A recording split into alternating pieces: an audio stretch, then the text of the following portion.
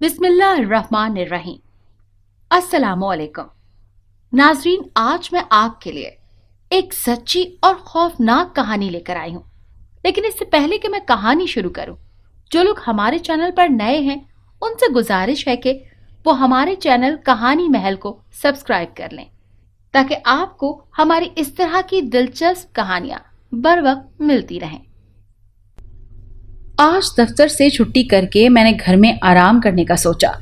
दोपहर को मैं हवाखोरी के गर्ज से बाहर निकल आया और नुक्कड़ की दुकान से सिगरेट का पैकेट खरीद कर अपने घर से थोड़ी दूर काफ़ी पुराने स्टेशन पर आ गया, जहाँ से रेल गाड़ियाँ गुजरती तो पुराना सा पुल और ज़मीन अजाबे इलाही से डर कर लरस जाते थे।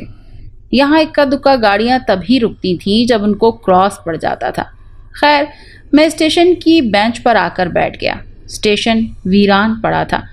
चिड़ियों की चहचहाहट और कौवों की काएं काएं अजीब सा सुकून बख्श रही थी। मैं इसी सुकून को महसूस करते हुए कुछ सोचने लग गया। मेरे ख्यालात उरूज पर थे कि कहाँ घूमने जा सकता हूँ कि रेल की गाड़ी के वस्ल ने मेरे ख्यालात को झंझोड़ा था। मैंने सोचा अभी गुजर जाएगी, मगर शायद उसको क्रॉस पड़ गया था, इसीलिए वो वहीं रुक गई थी।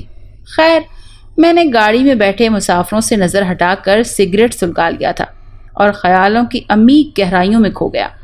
अभी मैं सोच ही रहा था कि ट्रेन में से एक आदमी निकलकर मेरी तरफ आया और मेरे साथ बेंच पर बैठ गया।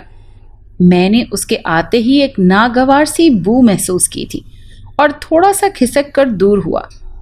अब उसे ये कहता तो अच्छा नहीं लगता था कि आपसे बहुत बू आ रही है। क्यों भाई, कमाल अहमद?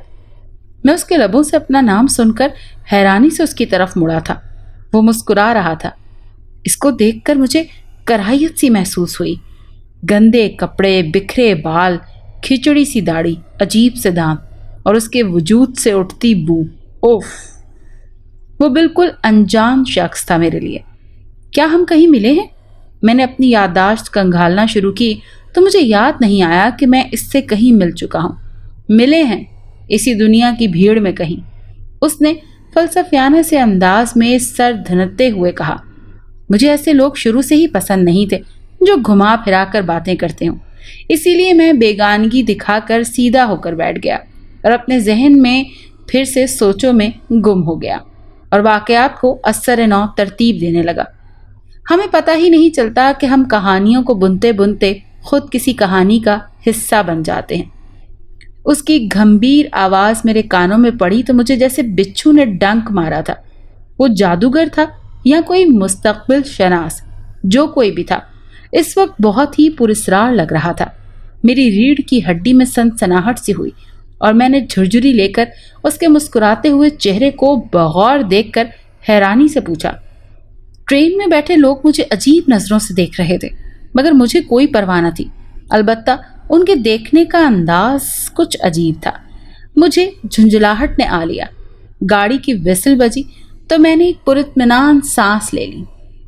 आप जानते हैं कि मैंने सोचा कि उसका खामखा मुरीद होने से पहले जान तो लूं, कहीं उसने अपनी तरफ से हवाई उड़ाई हो और वो दुरुस्त जगह लगी हो और मैं उसके मुस्तकबिल शनास समझकर मरूब हो जाऊं। इसीलिए मैंने ऐसा जाहिर करने की कोशिश की थी कि जैसे मैं मुतासिर नहीं हुआ। गाड़ी आहिस्ता आहिस्ता स्टेशन को अलविदा कहती जा रही थी।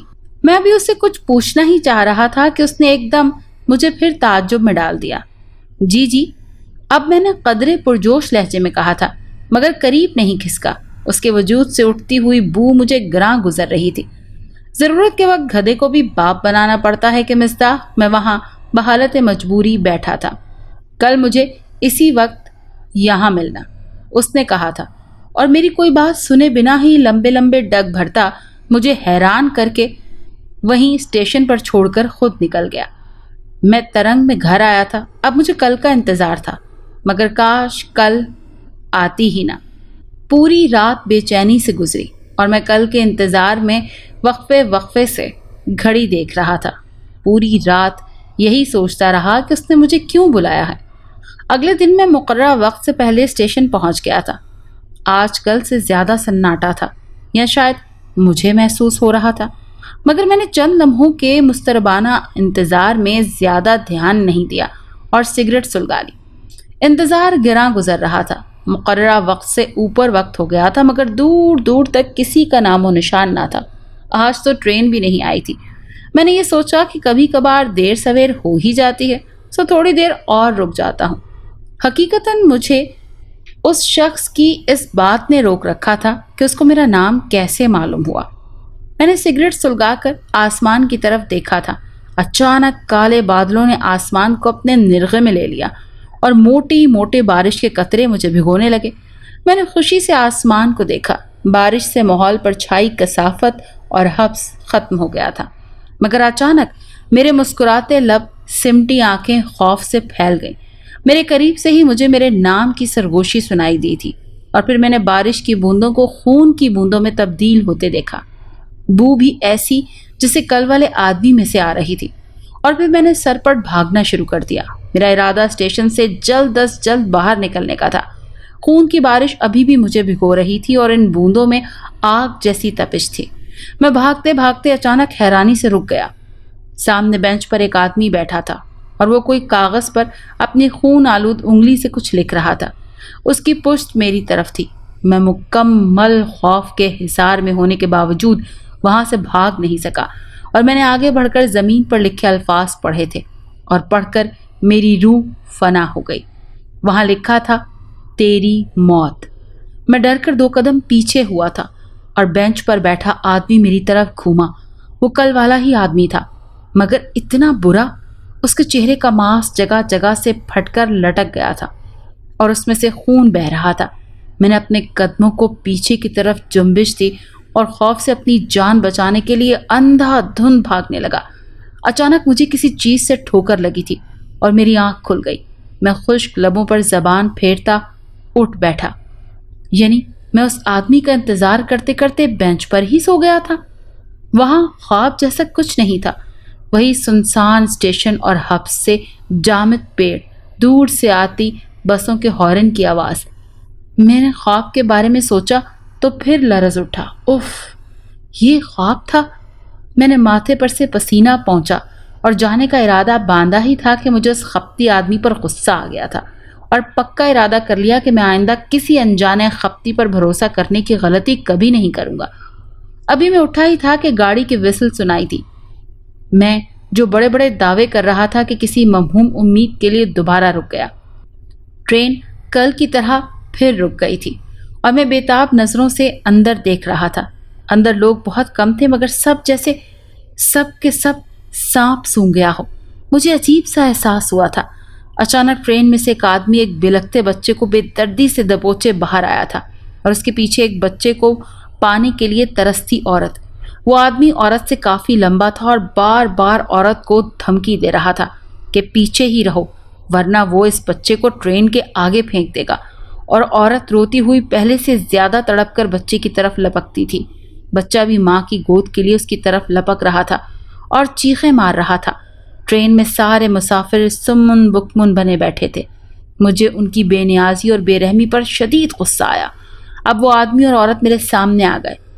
اوے خپتی انسان، چھوڑ بچے کو، میں نے چلا کر کہا تھا، اور بینچ سے اس عورت اور بچے کی مدد کے لیے اٹھا، مگر اس خپتی انسان نے میری بات سن کر نظر انداز کر دی۔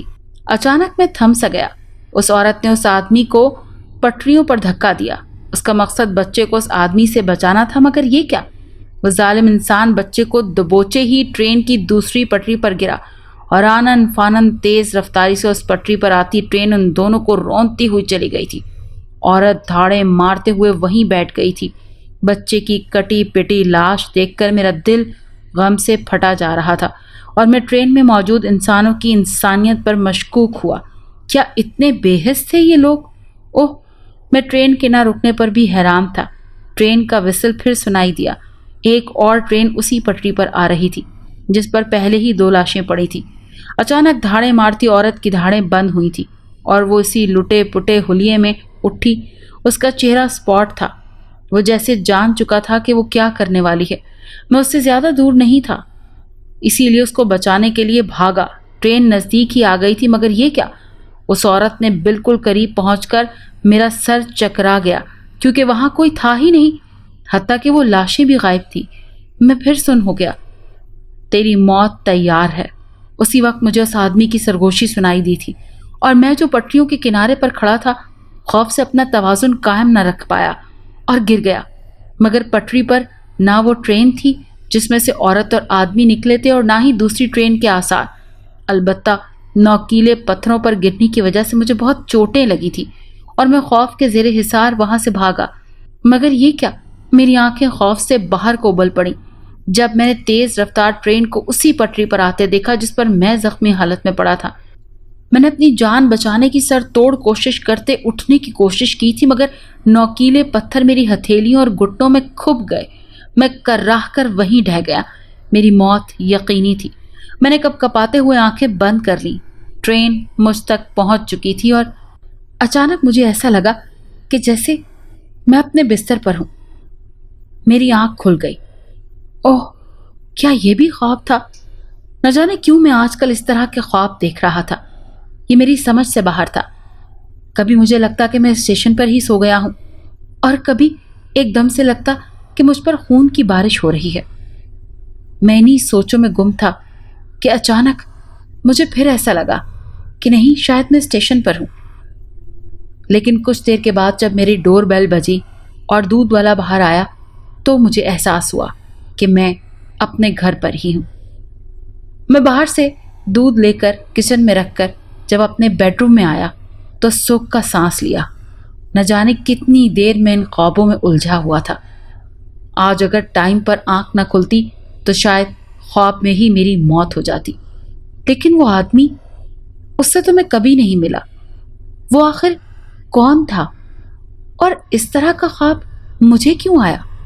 میری زندگی میں نہ تو کسی دوست نے مجھے کبھی اس طرح کا کوئی واقعہ سنایا، نہ ہی کہیں میں نے اس طرح کی کوئی کہانی پڑھی، نہ ہی کبھی میں اس طرح کی کسی شخصیت سے ملا۔ تو پھر اگر یوں کہا جائے کہ مجھے ان چیزوں پر اعتبار ہی نہیں تو بجا ہوگا۔ لیکن اچانک سے میری نظر الماری پر ٹنگے ہینگر میں میری شرٹ پر پڑی اور میری شرٹ پر خون کا ایک قطرہ ابھی بھی موجود تھا۔ یہ سب کیا تھا؟ یہ کہانی میں آج تک سلجھا نہیں پایا۔